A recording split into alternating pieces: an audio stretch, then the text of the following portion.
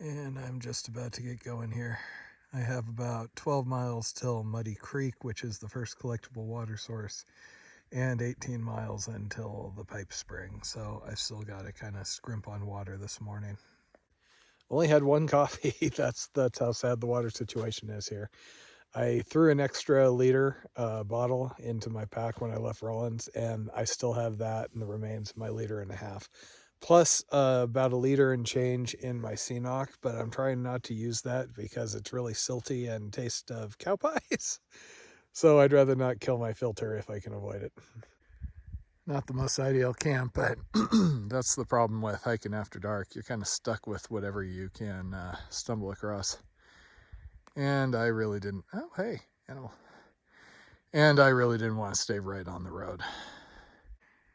And here comes the blazing health sphere. So this is the emergency water I'm trying not to use. Unfortunately, I'm not quite close enough where I feel comfortable dumping it out. Part of that water was going to be my second cup of coffee this morning. I am currently 70 some miles from the Colorado border. My napkin math had me getting there tomorrow, but that didn't take into account zeros and things. So I made up time across the basin, but had 2 zeros now in this section. There is water at about 12 miles at Muddy Creek, and then there is an actual spring at 18 miles. And by the end of the day, assuming I can make 25-30 miles, there is apparently trees, which will be nice. Something like 170 miles through here where there basically has been no trees or shade. The midday break obviously cuts into my mileage pretty big. I had to hike really early and really late to still make my 25 yesterday. So if at all possible, I would like to avoid having to do that again, but we'll see. I don't know that this area is going to be much cooler than Rollins necessarily, but at least once I get to Muddy Creek, I'll have water. On one hand, hiking in the heat with the sun beating down on you takes a lot out of you. But bigger thing yesterday was I was going to burn through water way too quick trying to hike through that. And as you kind of saw yesterday, I was already scrimping and underestimating how much I'd go through. Realistically, if I hadn't run into those people last night, I probably would have hiked quite a bit later. It was slower going, I was hungry, and I was having to use my headlamp because there's these little animal holes dug right in the middle of the road that almost tripped me up last night, but I wouldn't have had any choice. That guy just offered me a ride, which of course I can't take, but he also gave me a Gatorade. One of the lesser seen CDT signs. So I was climbing all last night, so it should be a gentle descent at least for a little while this morning. There are days out here that are just amazing and wonderful, and around every corner there is some new sight or animal or this or that. And then there's these little connector days where it's just basically trying to survive whatever is causing a struggle. Get through the day and set yourself up for more better days in the future. So there have been a number of these green patches off to the side where I'm suspicious that there's probably water flowing, but there's nothing noting that on gut hooks. And unfortunately, I don't have my private property layer here. I don't mind going off trail a bit for water, but some of these areas you're actually on an easement, meaning you have permission to pass through, but that only counts for 30 feet in either side of the road/trail, and I don't want to go wandering off into somebody's property. At least for me, the connector days, while not the most pleasant to get through, sometimes they're not bad. They do kind of make the hike overall better though. If I was just skipping around and just hitting the highlights, which tends to be, somebody else's highlight, since you never know what you're going to run into out here, that just makes it less of an adventure. I mean, keep in mind that used to be me for 10, 15 years, because all I was doing was peak bagging in these little short trips. So I'd just have to run in and do whatever and then run right back out so I could get back to work. So I really appreciate having the time to, hike from A to B.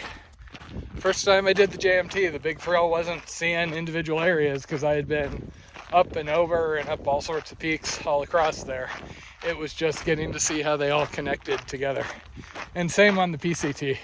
It was just really cool having been all around that area, seeing, you know, walking from the border all the way up.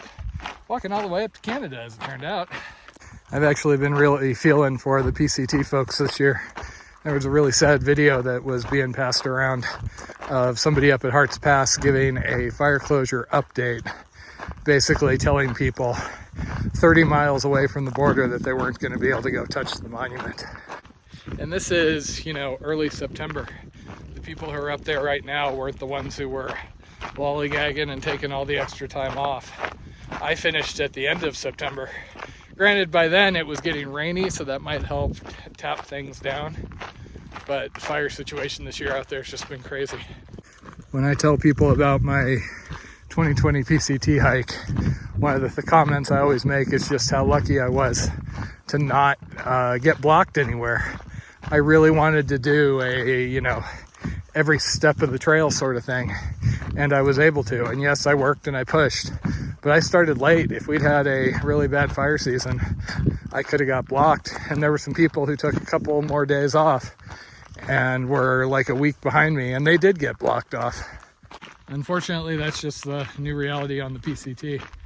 I wouldn't even try southbound anymore, because by the time you get to California, that's when we have our bad fire season down there, and they have a tendency to close entire forests to recreation. And now even northbound is looking questionable, and starting early won't even save you.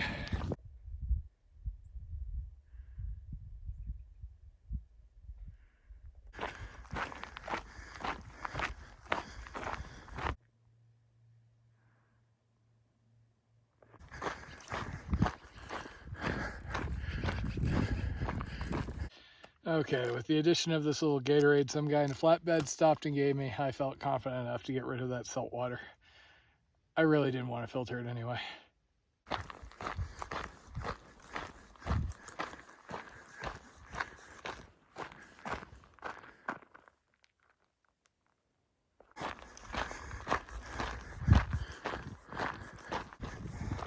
So this is called Muddy Creek. There are a couple of puddles, but nothing really collectible. Supposedly in another 4 miles, there's a better spot.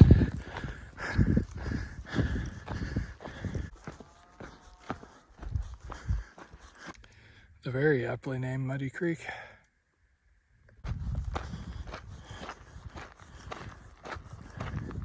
Okay, this bridge is at 1411. So this is the end of that big dry section. I'm gonna drink some here. It's getting warmer out, but I really want to push on to the spring, ideally. It's not a spring, but I'll take it. The water's not near as murky as in the other spot. There's the occasional cow bone and whatnot in it, but you know, that's just gonna happen. And that is a beautiful sight. This is actually a far nicer spot than where I waited out to eat yesterday. I really don't want to sit around for hours though. It's noon, I've done about 12 miles. Ideally, I want to do another 18 today because there's a dry section. I do 6 miles to the spring, and then it's 12 miles to the next water source. So I'd rather do that and then have water at night rather than have to carry that 12 miles. So I think I'm going to push on. Worst case, if it's just too hot out there, I can always hang out at the spring. Yeah. 2 water sources in 6 miles? What is this luxury? And I have officially and fully rehydrated myself now. Just in time for a 12-mile stretch.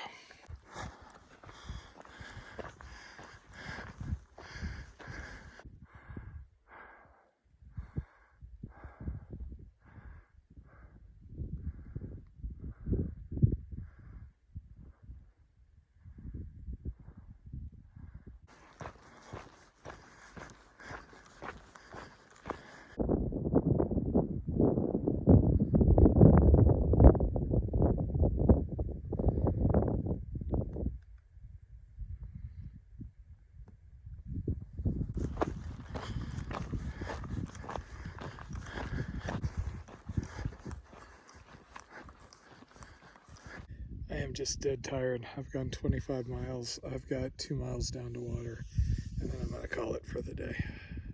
So it looks like in about 5 miles in the morning, I'll be into Medicine Bow National Forest. So it looks like the basin is officially done. And this canyon's gonna be me tonight. Camp down by the water, hopefully. And then in the morning, get back into the trees. Kind of reminds me of that camp that first night out of South Pass.